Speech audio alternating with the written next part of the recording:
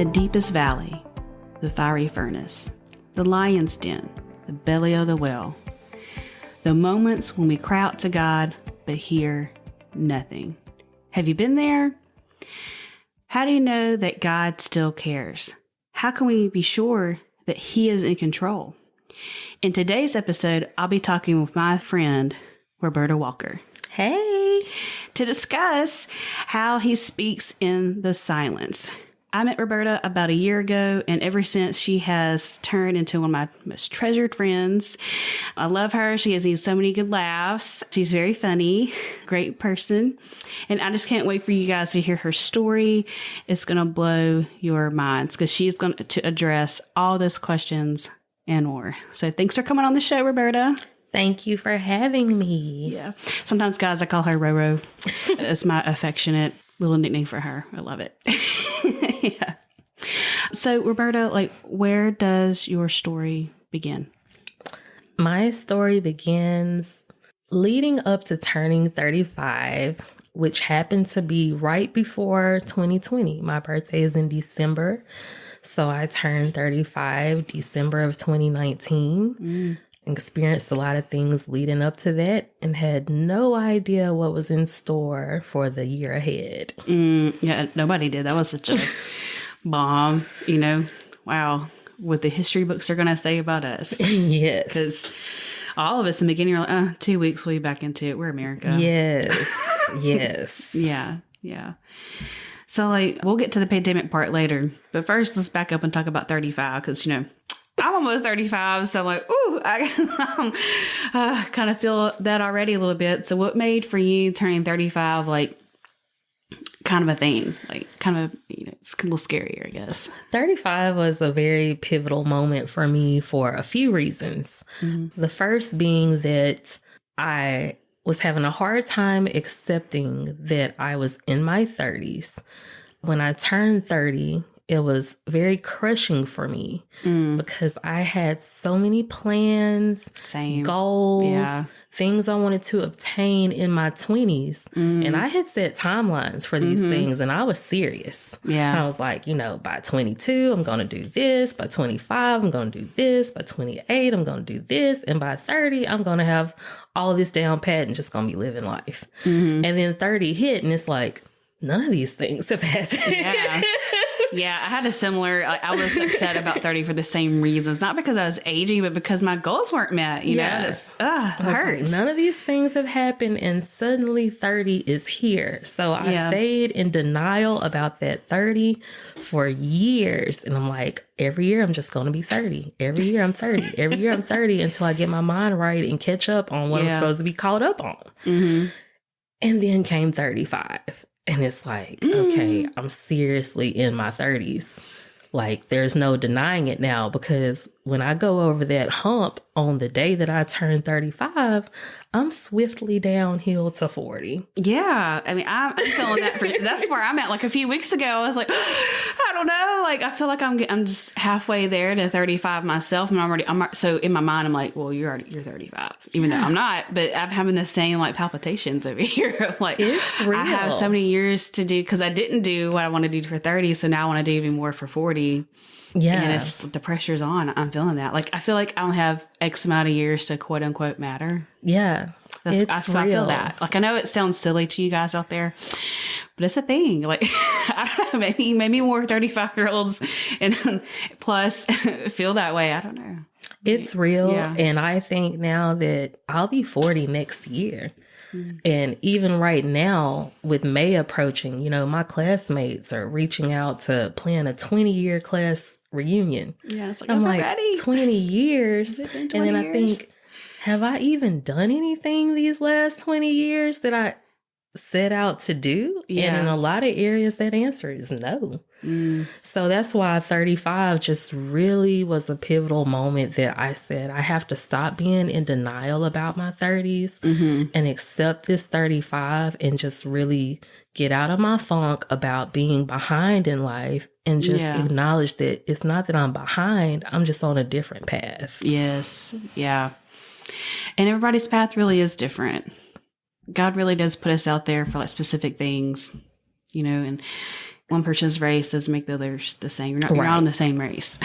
You're not. So it's not good to compare it that way. But I know, like, so that's that part of it, was just that feeling of loss, you know. But then I know the pandemic itself was tough for a lot of people. And I think that included you as well. Yes. Did you lose anybody during COVID? Yes, I lost so many people. I honestly can't even count. We lost several family members on both sides of my family, my mother's side, my father's side. And a lot of it was right at the beginning. So before anyone knew what to do or how to manage or how to, you know, we had to have the graveside services. We've had drive-through services at the funeral home. And that's the worst. Driving past a cousin who just lost his father, and he's just standing there, and all you can do is wave. You can't even get out the car and go embrace them and hug them. Because, you know, that was... You're not allowed to grieve, you know, like it's just like, wow, you know, and it all happened so fast and so consistently, and not being able to have those traditional funerals and family get-togethers and going to the house to check on them and things like that. It really made me embrace, you know, when the Bible speaks of, there was a time when one of Christ's followers said, I need to go back and bury my loved one. And he said, let the dead bury the dead. It really came to mind because, like, we don't even have time to go bury our loved ones. We have to just keep moving. Yeah. But it wasn't something that we expected. Life just happened that way. And it's like, I get it. Like, we have to just say goodbye and move on. We can't go have those family gatherings. We can't go have a funeral. We can't do any of that stuff. We have to say goodbye and move on. Yeah. So that became real life for me. And throughout that whole first year, we lost, I mean, again, I can't even tell you how many people. And even the year after that, even now still, people are still actually dying from COVID. It's just not as prevalent, so we don't hear about it as much. But I lost a lot of people. Yeah. And just not being able to grieve like normal, I feel like that just adds to the hurt. Like, that's a hurt in itself. Yes. You know, it hurts not to be able to comfort somebody. Yes. Or have them be able to comfort you. Right. That's another hurt to that. Yeah. Man. So I know you had some other things that were going on during that time. Like, I think your mom had something going on with her as well. Yeah. You know, what other things were you struggling with? Yes. So leading up to 35, because I always say my story starts leading up to 35, I had lost some loved ones then. I had pretty much cared for my last living grandparent and one of my grandparents' last living siblings for going on 2 years as their health was declining. And so when they finally passed, it was a big thing, because even though when you see someone's health declining, you may be watching it happen and you know that it's coming and you're expecting it to come and you're prepared and everyone's made all the decisions of what's going to happen and all that. But then when it happens, it still takes you aback and it's still a shocker. Like, yeah, I've known was coming for over a year, but it's final. Yeah. I feel like she's gone now. And so that was very hard for me. And during those couple of years of my family members practically dying before my eyes, I lost some really, really serious relationships. Some of my best friends, our relationships died. They didn't die, but the relationship died. And so I had to grieve those friendships like a physical death. Yeah. And so grieving those friendships and then having actual physical deaths to grieve, it was a lot, because the very people that I would have expected to be there when I lost those physical people, they weren't there because I was grieving them as well. Yeah. And it was a lot. And when the pandemic did hit, you know, still similar things going on. I was grieving actual death. I was grieving death of relationships, and then also trying to cope with, I still have a job that I have to go to. You know, I have elderly parents that I have to take care of. You know, I go to church, and there was so much going on with just how all we can over worship, the nation. The worship part was like, you got to worship at home. So much going whatever, on. Yeah. So much chaos with people being in disagreement with each other on how to do things. And so it affected me because there were things that I just didn't agree with. And everyone had their own opinion of, you know, COVID and everything. But there were decisions I didn't agree with at my job. There were decisions I didn't agree with at my church. Yeah. You know, there was decisions I didn't agree with in general with the government there was decisions I didn't agree with my own family members. Right. But I still had to find a way to cope and figure out how I'm going to survive this thing, not only physically and stay alive and protect myself from this virus, but survive it mentally as well. Yeah. So it was just a lot happening those couple of years leading up to that. So when the pandemic did hit, it was like... like it really hit you. It really hit because I was already coping with so much before that even came about. Yeah, it was like the final stroke. Yes. Yeah. I know, like we've talked before, like I know your mom had something that happened with her. Did you mind sharing a little bit about that? Yes. So July of 2020, you know, dead in the middle of this pandemic year, my mother was diagnosed with cancer. And it was just a devastating blow. At the time, they caught it very, very early. So there wasn't an immediate threat that it would just take her life. Right. But it was in the middle of this COVID pandemic. Yes. Everyone was already so tense and on edge and just, you know, borderline fearful of staying alive. And so to be hit with something like that, my mother is elderly. She was already elderly even back then. And so immediately in my mind, I'm thinking, gosh, we're going to have to be at the doctors and surgeries and treatments and all this different stuff. In reality, I just want to keep her at home and keep her safe. Yeah. And now I can't do that because she's going to have to go to these places in order to get this out of her body and stay alive. Yeah. And it was just too much. And so, and then I'm thinking, you know, so many of our family that we lost just even, you know, all my life. Cancer is a big thing on both sides of my family. And my mom lost her own mother to cancer and her mother's sister. And the list goes on and on and on. Man. And even at the time, one of my mother's sisters had cancer already at that very moment. So it was just so much pressure. And all I could think about was, this is my mom. Yeah. You know, I've lost a lot of people to cancer. I had a best friend at the time that had cancer during that moment. And I know a lot of people with cancer and all that's the norm, but this is my mom. Yeah. Anything is elevated when it's my mom, you know, like anything small is elevated when it's my mom. Like if you have a cold, I'm like, oh my gosh, Brandy has a cold. Let me see what I can do for her. If my mom has a cold, I'm like, look, everything is on pause because my mom has a cold.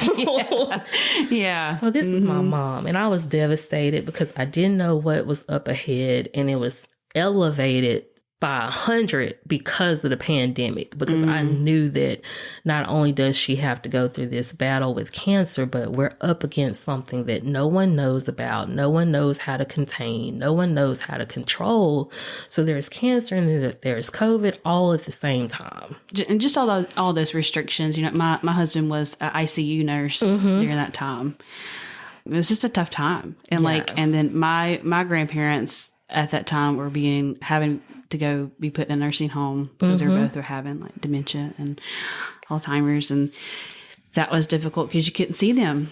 Yeah, like visit, like just even so, just and I know like my child, he was born at the end of the pandemic of 2020. We're still in the pandemic, but it's the end of it, and you're by yourself.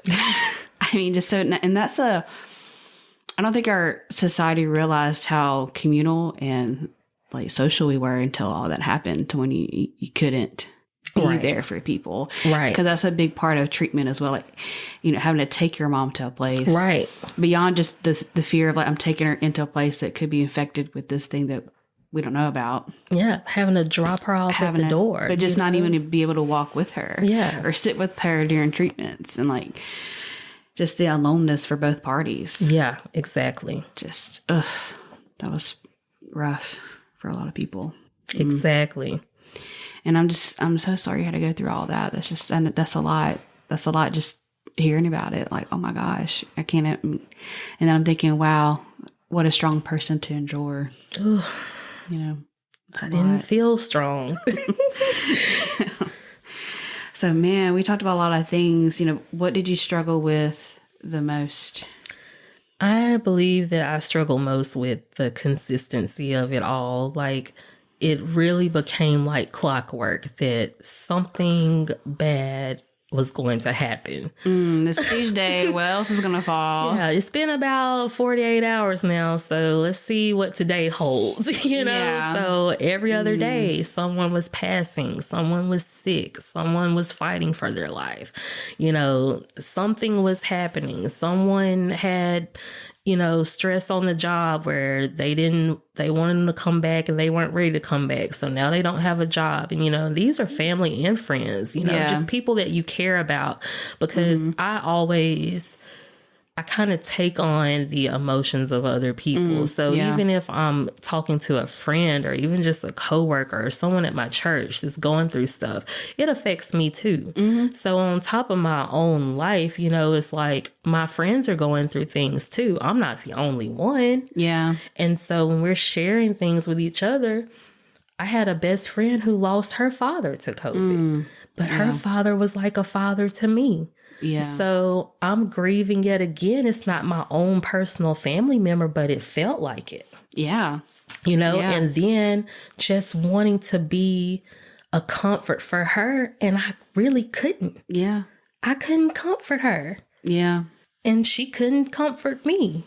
And, you know, that's not the norm. That wouldn't have been the case a year prior to that. Right. So just that consistency, and then the isolation, you know, we were pretty much forced to isolate as a nation. You know, everybody stay at home, only come out when it's an emergency or necessary. So of course, I was at home isolated, but I was also isolated just socially anyway, because I had already lost so many friends. Yeah. You know, I still had some friends. I'm not saying I didn't have anybody, but again, people had their own things going on. And the people that had consistently been in my life for so many years were no longer there. And I'm single. I've never been married. I didn't have any children.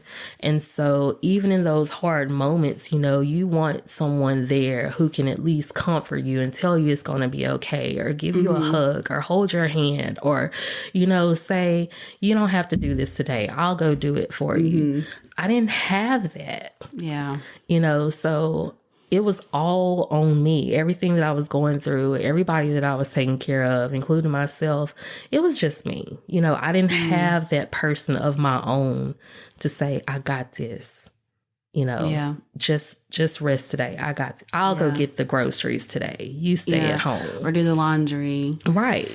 And just, I know sometimes for myself, I just go through like blue moods. So I tell Caleb, it's like, I'm just in the mood. I just can't, you know, and where I just, like getting up to take a shower is like a chore. So I'm sure throughout that grief, you might have experienced something like that, where it's just like getting up is like tough. Yeah, for sure. So, and yeah, it's a tough mental thing we have to do sometimes. Man, your story, just hearing it, did you steal a page out of Job? Because this is what I'm hearing. Well, I feel like you just had a tidal wave of like trauma and tragedy come on you. Like, man, wave after wave, day after day. And I'm like, dang, that sounds a lot like Job's story. Yeah, I definitely feel like Job absolutely has to be in 23andMe as one of my ancestors, because we totally, you know, I feel that story like no other. And it had always been a story that I reverence like a good portion of my life. But during that specific time, I really resonated with it because of the timing of everything. Yeah. You know, Job definitely kept getting hit with stuff back to back to back, losing his family, losing his children, his body being attacked and all those things. And I felt it, you know, even towards the end of 2020 when everything was going on with my mother. She got her diagnosis in July. Yeah. She had her surgery in August. And then she was set to start chemo toward the end of September, early October. And the very week before her first chemo treatment, one of my brothers passed away. Unexpectedly. He was several states away. We didn't know it happened immediately. And we couldn't get to where he was. And he stopped contact with us. He used to call every single day. He stopped contact. And by the time we figured out where he was actually in a hospital on life support. And we couldn't get there. And he lasted a few days before he actually passed. And we still couldn't get there.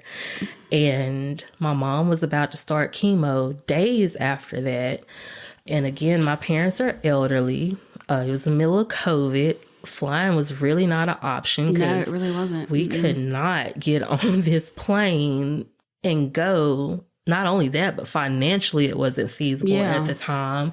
And even to drive, it's like an 18-hour drive to where he was. So it just wasn't feasible. She was recovering from her surgery still, you know, and thankfully, even though it's not the norm for us, my brother actually wanted to be cremated, and he was. But even if he wasn't, it was, again, we couldn't have had an actual funeral for him. We couldn't have actually done anything that we wanted to do. But it broke my heart because he was there and we were here, and my parents could not say goodbye to their child. You know, that was my father's firstborn from a previous marriage, and we actually shared a name. His name was Robert. My dad's name is Robert. I'm Roberta. So it was really tough. 30 days after that, my best friend that had cancer, she passed. And she passed from her cancer actually spreading. And a week after she passed, I had a scare that a spot was found on my liver. Which really tore me down because one of the organs that my best friend's cancer spread to was her liver. So all of this occurred in about a 3-month period towards the end of the year. And that scare that I got was about 2 weeks before my next birthday. So remember, all of this journey started leading up to my previous birthday. And now a year has passed again. And I had determined when I accepted that I was 35, I was like, 35 is going to be my year. And then to find that, it's like, ended up one of the worst years of my life. Yeah. So I definitely felt like Job in literally every time I turn around, stuff kept piling up on me. Yeah. And there was no end in sight. Yeah. So how did you handle that? Like, how did you cope? Because I'm sitting here like, wow, like I would have been, I needed counseling. I don't know if I could have done anything. I don't know. I don't think I could have handled it at all. I started doing some, what's it called? Not virtual, but what was everyone doing the medical thing? Like, I know about BetterHelp, but like, yeah. It was like a virtual a telehealth. I had a counselor that would call, like we did on the phone. And she actually was pregnant at the time. And so we only had gotten a few sessions in before it was time for her to go on her leave. And so she had someone standing in for her. And by the time my brother passed and my best friend passed a month later, you know, this person had stepped in and I was kind of catching her up on everything. And so when I got my scare, she literally said to me, I really don't know what to tell you. That doesn't seem like the right thing to say for a counselor. And I was on the phone and I understood because what can you say? Yeah, I was like, oh my and yeah, gosh, she's a professional and all that stuff. And you think, they should be prepared for people who have something, a lot of trauma going on. But I hit her with so much. Yeah. What can you say? Yeah. And so she said, I'm going to send you some resources on various things to your email and all that. And she did. But it was really a thing where, how can I even help you to cope when you have so much going on that you don't even catch a break to cope? Mm-hmm. And that's just the reality of what it was. So I literally had to lean on nobody but God. That's literally all I had. I had a couple of friends who are still in my life at that time. They were still in my life at that time. They still are today, and I'm grateful for them. And I could lean on them to pray for me. Mm-hmm. And, they would check on me and give me some encouraging words. They would check on my mother and things like that, see if we needed anything. But we were still in an isolated state. Mm-hmm. Everyone was still staying at home or, working from home and all of that. So we still couldn't get together as girlfriends and just have girl time and hang out and all that. So I was still very isolated.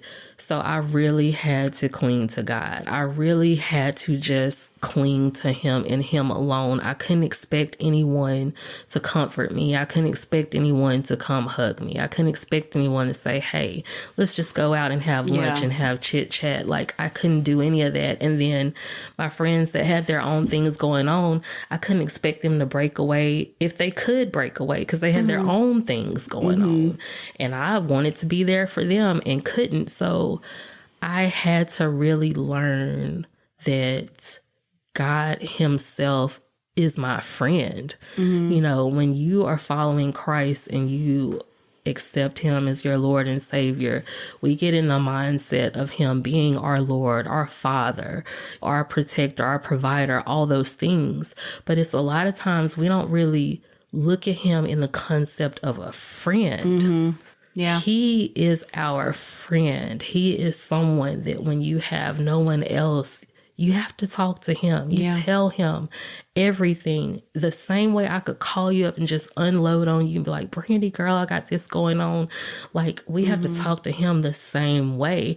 And I think we don't look at him like that because we know that he knows everything. Right. So like, you already know all this stuff, what I'm going through. So why am I going to sit here and tell you what you already know? But reality is he wants that. He wants that kind of relationship. He wants to help your heart. He wants that. So I had to really hunker down and get into that mode of knowing that he's not only my friend, he's not only my father, he's my friend. And so I talked to him about the things that I wanted to call my girlfriends up and talk about. And I let my emotions out on him and I leaned on him. And I, even when I didn't have anything, positive to say, or if I wasn't in praise and worship mode, you can't just think that the only time you talk to God is when you're praising and worshiping him, because yes, that's required of us. We're created to worship him, but you have to talk to him about the ugly things. Yeah. You have to talk to him about negative things. And you don't pretend that it's all good. Right. You got to tell him when you don't feel good. You got to tell him when you're angry. You got to tell him when you're hurt or when you feel isolated, when you feel alone, when you feel betrayed, or if you feel those times where you're like,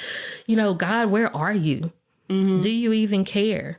Like, you have to be real with him on that level because you're thinking it anyway. Yeah. So whether you say it or not, he knows that's what's on your mind. And so I really had those moments where might as well have it out. Let's be honest. If you walked by my door, you would think that I literally lost my mind because I'd be sitting there having an out loud verbal conversation with him, and you walking by my door and you don't hear anybody speaking back to me.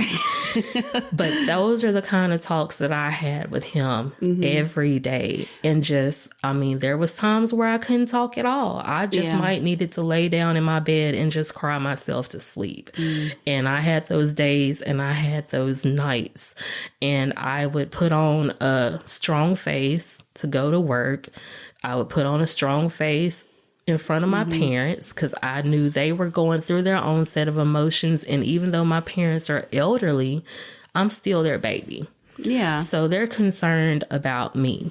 And I didn't want them to be concerned about me because I'm concerned about them. So I would rather have the strong face for them and give them the assurance that I'm okay, so that as elderly people, they're not worrying themselves over me. Yeah.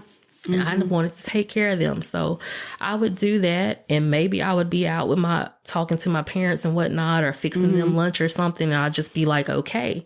But then when I get back behind a closed door, break down and cry, whatever I needed to do. So would you, open with the Lord, would you consider that to be your turning point, or what was your turning point?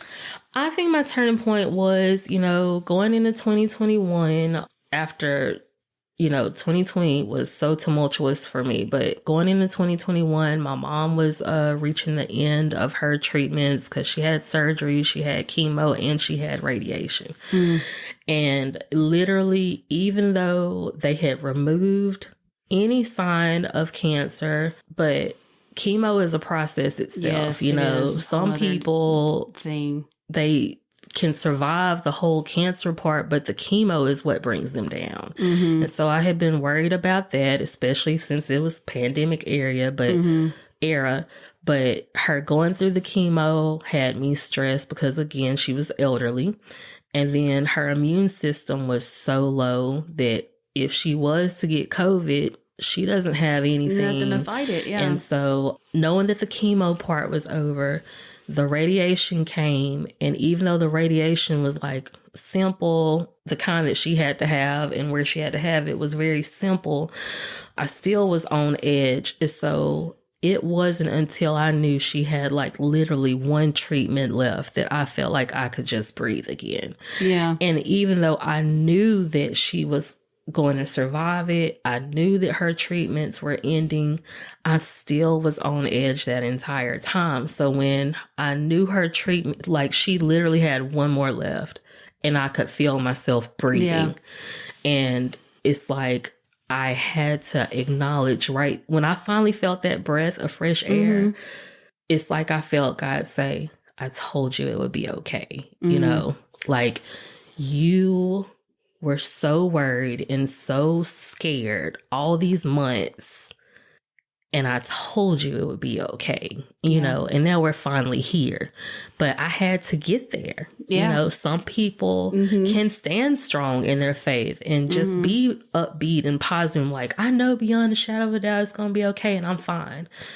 And I knew in my heart it would be okay, but I was not fine. And I wasn't going to pretend to be fine, Yeah. And so I knew it would be okay. And I'm like, if my mother is going to be okay, and that was the hardest part of me this past year, then I know that everything else will be okay because she was the most important part. Yeah. So if I could get past that and know that she's still with me, she survived, she's alive, she's fine, her immune system can now begin to heal and she can build up protection against this COVID thing, that helped me a lot. Yeah. And so all the other personal issues I was going through, I could focus and wrap my mind around it because I really couldn't even process everything I was going through because I was so worried about my mother and so worried about not only her physical health, but the mental health of her and my dad having lost a child that they couldn't even go bury.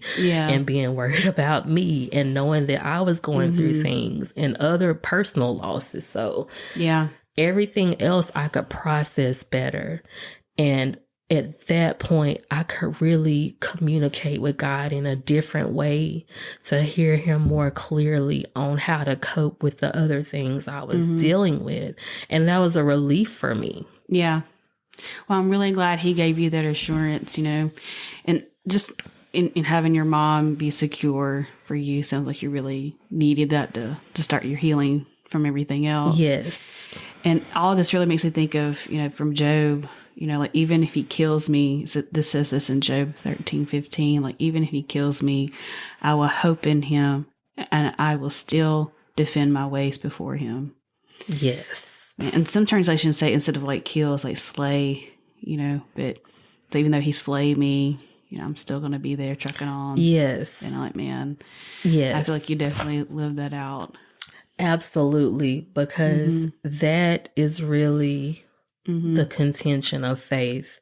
Because I've heard so many times that people that are believers, they'll go through things, and because they don't have that deep rooted connection with God in relationship, they turn away. They say, oh my gosh, why would God let this happen to me? He's not real, or he doesn't love me. He doesn't care. So, I'm over God. I'm not, I'm done with it. And they walk away and they go, live their life on a totally different path. And I never had that feeling. Like everything that happened, it doesn't matter how bad it felt. I still believed God. I still knew that he was my father. I still knew that despite everything that happens, it's not that he doesn't love me. It's not that he's not real. It's not that he doesn't care. I knew in my heart, because that's the relationship I developed with him. So that verse, it's a real thing, because I knew that regardless, this stuff keeps happening, and it felt like it was killing me. It felt like I was dying a slow death, but I still believed in God. There was never a time that I said, well, God's not here, and so, whatever. Yeah, forget this. There wasn't that. But like you said earlier in our talk, you're like, well, what else? There's nothing else you could have turned to. Right. It was like God or what? Exactly. Drugs. Exactly. Like, what would you have done if you didn't have God? Exactly. I had to keep believing that no matter what happens, he is still very real, and he's going to come through for me. So that verse just, it's always been something that I resonate with, because you go through a lot of things, even if you become a believer late in life, sometimes people paint the picture that, oh, if you only believe in God, your whole life will change. And it's a true statement. It will change. And a lot of times it does change for the better. Yeah. But it's not a recipe for a perfect life. And so a lot of people walk into converting to Christianity thinking, okay, I believe in Jesus now. I believe in God, and my life is going to be great. And then something hits them. They're like, wait, that's not supposed to happen. Yeah. And so the reality is, we're not exempt from bad things. We're not exempt. The Bible says in their life, there will be trouble. That's a promise. Yeah. And so knowing that, you have to have a firm belief in your mind that whatever comes your way, that you're still going to believe in God. You're still going to follow Christ. You're still going to know that they are a very real part of your life. Yeah. And also, you saying that makes me think of like Shadrach, Meshach, and Abednego with Daniel, and how they were put into the fiery furnace, and they were like, hey, even if he does, we know that our God can save us from this, but even if he doesn't, we will not bow down and worship that false God. We're gonna, and it's that part of it that gets me every time. It's like, they were like, we know he can, but if he doesn't, we're still not going to bend to that. And then he did show up, but it's the fact that they were like sold on like, no matter what, because we know that he is worthy, and then like you said earlier, he is our friend. He is. There's a hymn that talks about just what you were saying earlier, like what a friend we have in Jesus. And it talks about prayer. The song is about prayer and how much we carry, all because we do not carry. That's all the song says. Yeah. How much we tarry because we do not carry all the things in prayer. Right. So like, just like you're saying. But I think you had some other verses. What are some other things that you did cling to during that time? Oh, I definitely cling to God is near to those with a broken heart and saves those with a contrite spirit, because my heart was broken. My heart was broken at that point for about a solid 3 years straight.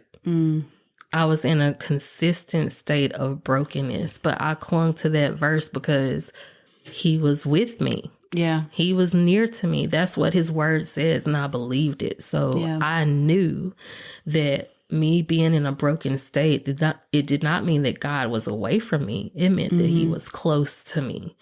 And another one I constantly reminded myself over and over, lean not to your own understanding. When you're going through things, you're constantly trying to figure out the why. Yeah. Why is this happening to me? Why does it have to be me? Why, when I've done this and I've done that and I have to go through this, and you start getting into that whole like envious spirit of, well, these other people out here living recklessly and nothing's happening to them and things like that. And so you have to lean not to your own understanding, because it's not meant for you to always know the why. And there are times that God will reveal it to you, but there's no need to know why, because it's not a matter of why is it happening to me. You have to ask yourself, why not me? No one's exempt. So if it wasn't me and it was you, it wouldn't make it any better, because someone is suffering regardless, and suffering is part of this journey. And so it's part of the curse. It's part of it. So I would lean on that, lean not to your own understanding. I tell myself that over and over and over again, so I could stop trying to focus on a pity party. Why me? Why me? Woe is me. Me. Like I had to constantly repeat that to myself.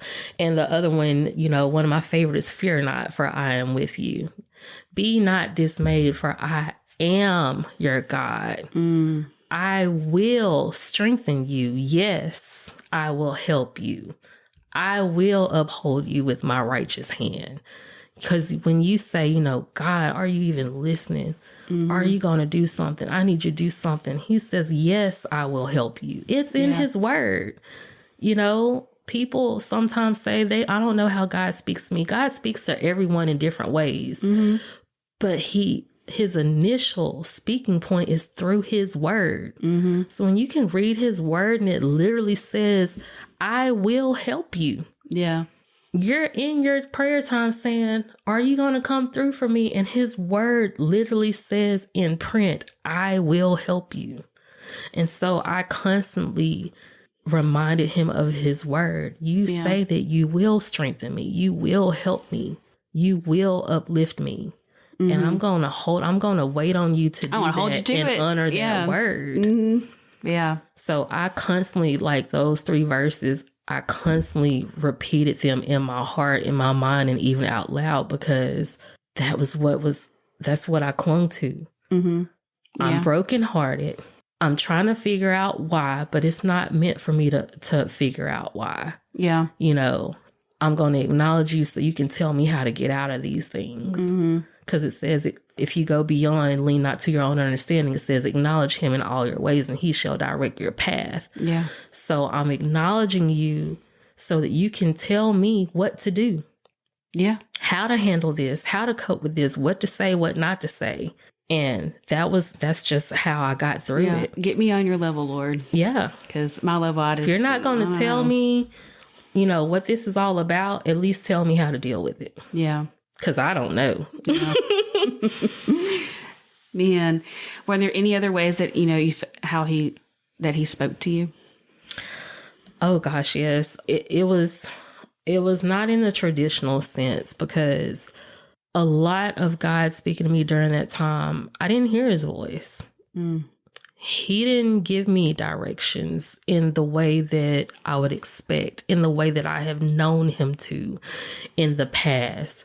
He didn't give me the signs that I was accustomed to seeing.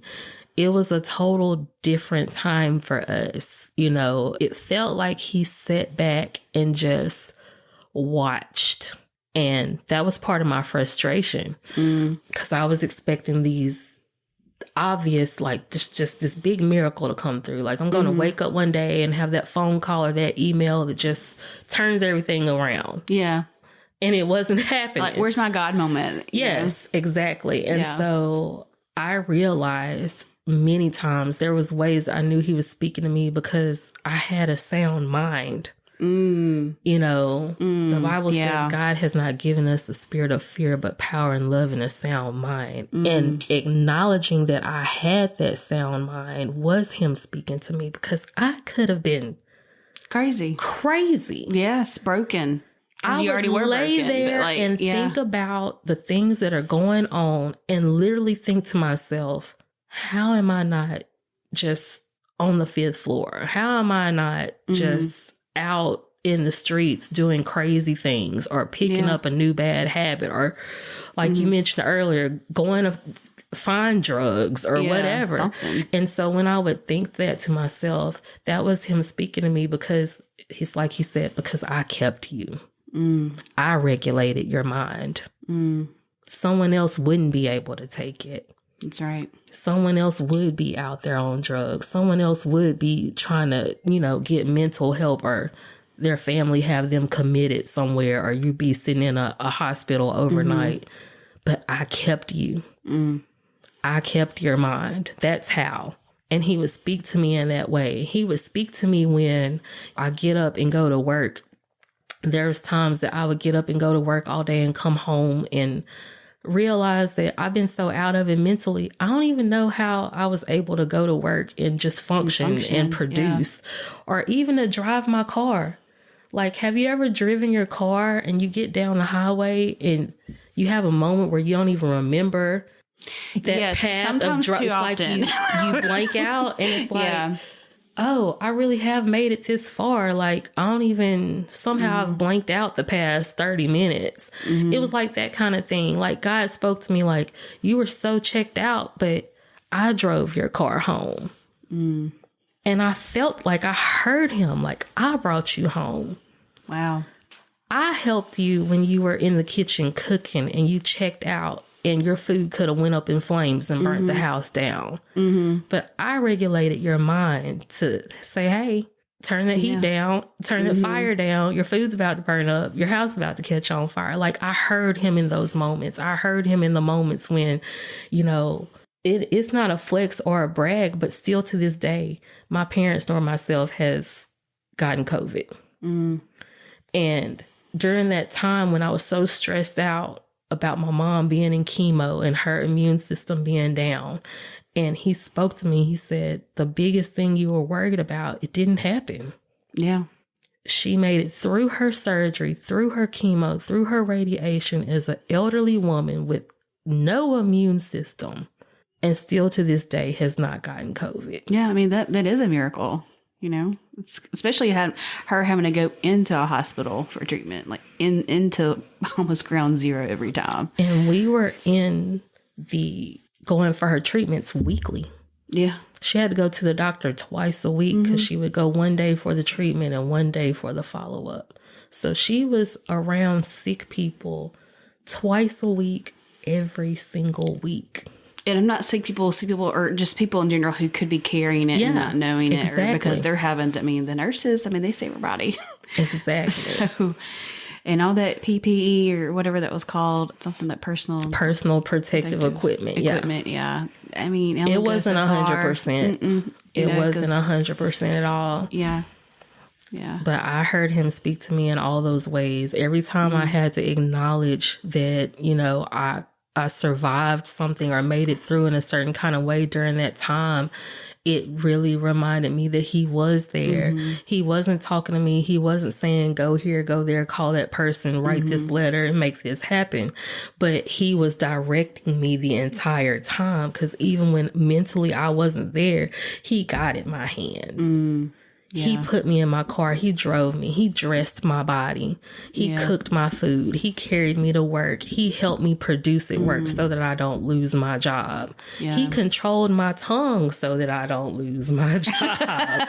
Yeah. He controlled my tongue with my family, my other friends. I had people during this time who had strife with me because we had a different belief in what was going on. People who were still out there doing any kind of thing like there was no pandemic, and they actually got mad at me because I wouldn't come or I wouldn't participate or I wasn't.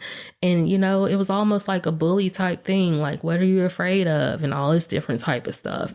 And so he guided me then not to participate in that contention. Like, I understand you believe what you believe. I believe what I believe. I don't even have the strength to fall out with anybody else. Yeah. So I'll see you when I see you. And if I don't, I just don't. Yeah. But previous to that, I probably would have went at it with them. But he kept me from doing that. He's like, I kept you in your perfect peace. It didn't feel peaceful. Yeah. But in hindsight, it was, because even through all that isolation, I didn't have to deal with arguing with anybody, fighting with anybody, going back and forth with people, having disagreements, having to fight for what I believe in, having to fight for what I felt was right, whether it was on a friendship level, a family level, whatever. Yeah. So I had peace. The peace just didn't look like what I wanted it to look like. Yeah. I think people in general had this misconception about peace. I know myself, I learned a few years ago, a lot of times in order to have peace, you have to go through things that don't look like peace. You got to have those sometimes courageous conversations, which don't feel peaceful, but they're in the pursuit of peace. Yes. Or like you're saying, those are moments of peace. That is peace. Yes. So acquiring peace doesn't always look peaceful, but it is. Yes. To have true calm and, in your life. Absolutely. Yeah. And everything you're just saying, wow, I'm like, man, all this wisdom, all this, mature the faith here I'm hearing. Because guys, y'all don't know, she's just quoting the scripture. She's not looking at nothing. She's just saying it. So it's in her. It's just overflowing out over here. And all this wisdom that, I don't know if you had it before the pandemic, but you certainly acquired it during that time. And all this wisdom I'm hearing from you. I'm not happy that you went through all that. That's very difficult. But man, look at y'all. She's a beacon for sure. Thank you, Brady. Yeah. So what else did you learn about God's character during this time? The basis is going back to me learning that he was a friend. But, I learned that he does speak when I don't think he's speaking. I learned that he's moving. He's working behind the scenes. When you think that you've been abandoned, he says, I'll never leave you or forsake you. He's serious about that. And again, it doesn't feel like it. Yeah. But he was there. How else could I have survived? Right. In the fleshly human body that we live in, there's no way I could have survived that on my own understanding. Right. There's no way I could have survived that in my own mentality. I had to learn that he is there for real at all times. I had to learn that while you think that I'm not doing anything, I'm still doing things. Who was the one guiding the surgeon's hand in my mom's body? Who was the one orchestrating the doctors and nurses that put the chemicals together in her chemo, making sure that she was going to be okay? My mom went through all her chemo without ever even being sick. Wow. That's elderly woman. That's another miracle. Never threw up. Wow. The most that happened to her, she was weak some days. And she lost her hair. But she didn't even lose any weight. Wow. She gained weight. What? Did she complain about that? She didn't, because she was happy that I was cooking every day. Oh, wow. So I learned that you don't have to. We talk about big God, and God is big, and God does do miraculous things. I've seen many unexplainable, miraculous things in my life. But I learned that everything about God is not these big, obvious signs and wonders. It's the little things. It's the small things, the small details. Yeah, it's the silence that he can show you his power by doing nothing at all. He's doing something. You just can't see it. Yeah. But the results are there. Right. Just like the wind. So, just like the wind. And so that is what I learned about his character. I am an all-powerful God, even when you think I'm doing nothing at all. I feel like that brings a whole nother layer to the verse in Psalms where it talks about being still and know that I'm God. Yes. It's there was stillness, it seemed, on his part, but it made you, your whole story is about how you're going to step back and acknowledge his ways and see where he was moving, even though it seemed like he wasn't moving. And that's a whole nother level to me of that verse right there. And it really defines faith. When you say that faith is the evidence of things not seen, you're positioning yourself to believe in an outcome that you don't even see possible. Right. Like, there's no way, I have no idea how this is going to happen, but I fully believe it's going to happen. And so he forced me to acknowledge that in that moment. Yeah. I have no idea how I'm going to overcome all these deaths. I have no idea how I'm going to get past being fearful that my mother is not going to make it through this. I have no idea if I'm going to just lose my mind and lose my job and lose my income and therefore lose my home, my vehicle, all of that, because I can't stay mentally stable enough to go to work every day. I have no idea how I'm going to get up and face people every day and put on a smile and all of that. But at the end of it all, I had no idea how I could do those things. Yeah. But it still happened. Yeah. And it wasn't from anything I did. It's because he made it happen. Right. So if you could tell someone right now that's going through their own mucky tidal wave, what would you tell them? I would tell them, number one, to firmly believe. Believe and nothing else. There's no actions you can do to get yourself out of anything. There's nothing you can say. You have no power because God has all the power. We always try to find a way to get ourselves out of something. Right. If I can only find this or get in contact with this person, I can make this happen. It's not meant for us to make it happen. If we make it happen, God doesn't get the glory for it. So you have to believe. You have to stand on that belief. You have to call out to him no matter what you're feeling. Good, when you're bad, struggling, say, ugly. Lord, I believe, but help this unbelief. Help my unbelief. You have to tell him, be honest that you don't believe. You have to know that he's working on your behalf in your heart. The biggest thing is you have to continue to trust in your relationship with him. And if you don't really have a deep relationship with him, you get in that word and develop that relationship with him. You're going to need it. And the word is your key. Yeah. Prayer and talking to him is a big element. But the way you learn him is through his word. When you go back through the Bible and you see all those stories of what people have overcame, what they came through and how he did it for them. And then when you go forward into the New Testament and you see, all the things that happened and when the coming of Christ and how all of that had changed everything and our instructions for life, like, that defines who God is. And when you know who a person is, that's what strengthens your relationship with them. So I would encourage anybody to know that God is working on your behalf, regardless of what it looks like. Right. If you don't hear his voice, if you don't see him moving, if you don't see signs and miracles and wonders, it doesn't mean that he's not moving. He moves in very small, quiet ways. Everything is not on display. Right. And your life does not have to be on display to prove that he is real or that he is working. And you have to stand on his word and know that his promises are yes and amen.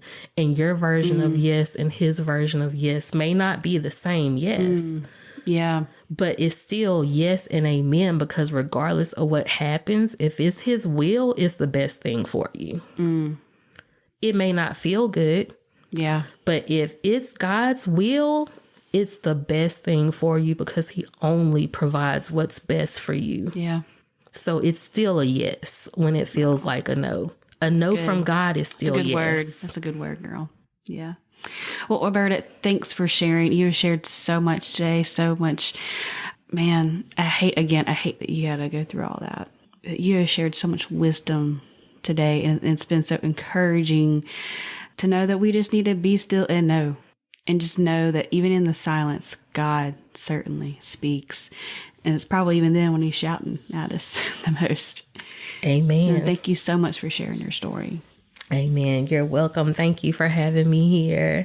And I am definitely honored to share and hopefully help someone know that they're not alone in this world if they're going through. Your word today has definitely things. Been an encouragement. Definitely. My name is Roberta, and this is my story in the middle. I'm your host, Brandy Bostic, and you've been listening to the Up From the Muck podcast. If you're interested in getting a little extra, check out my Patreon account and the show notes for ways to get merch and other cool perks.